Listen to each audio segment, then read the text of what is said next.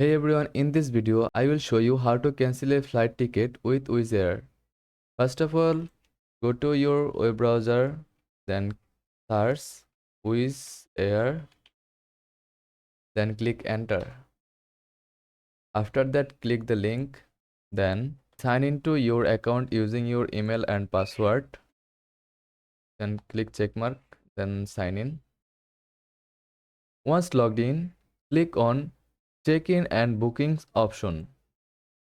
Here you will see a list of your upcoming flights or tips. Don't have any upcoming flight. Select the flight you want to cancel. Then scroll down to find the cancel booking option. Confirm your cancellation by following the on-screen prompts. Note that Wizz Air charges a cancellation fee and refunds depend on the type of ticket you purchased, and that's it.